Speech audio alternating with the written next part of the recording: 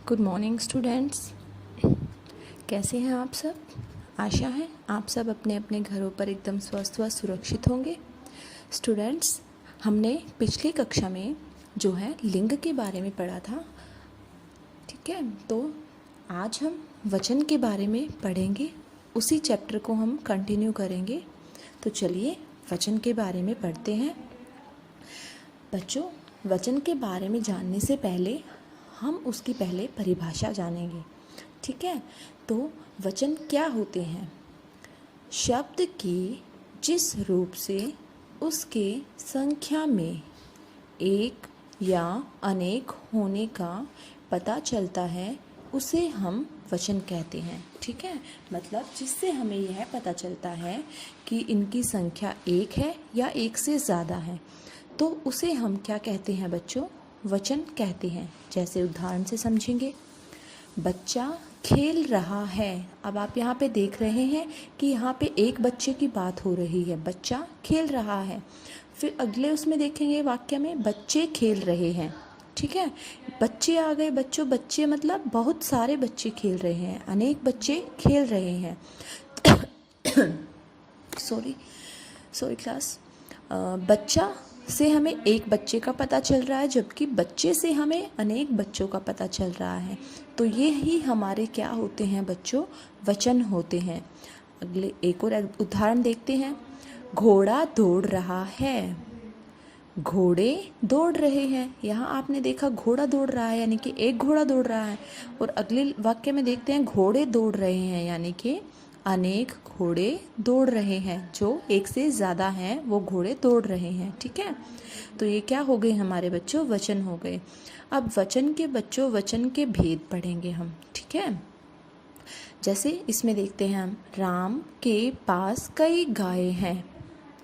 सीमा अपनी सहेलियों से मिलने जा रही है।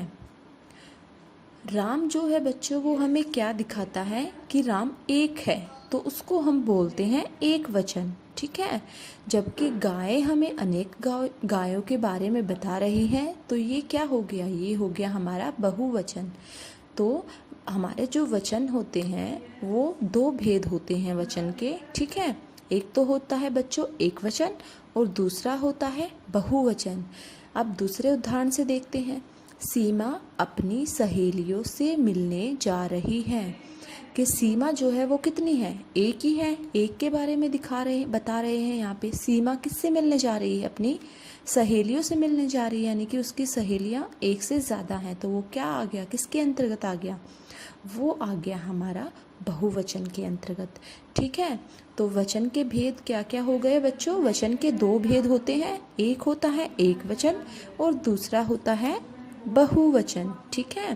पहले हम एक वचन की परिभाषा पढ़ते हैं कि एक वचन होता क्या है।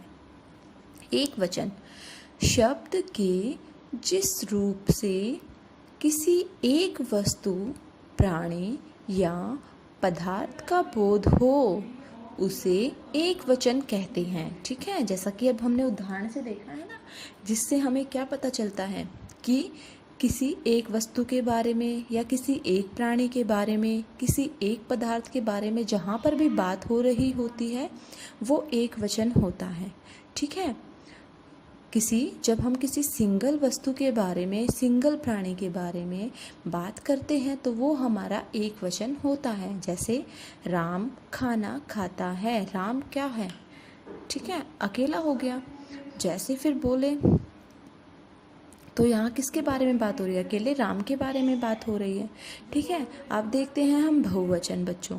बहुवचन शब्द के जिस रूप से एक से अधिक वस्तु या पदार्थ का बोध हो उसे हम क्या कहते हैं? उसे हम बहुवचन कहते हैं, ठीक है।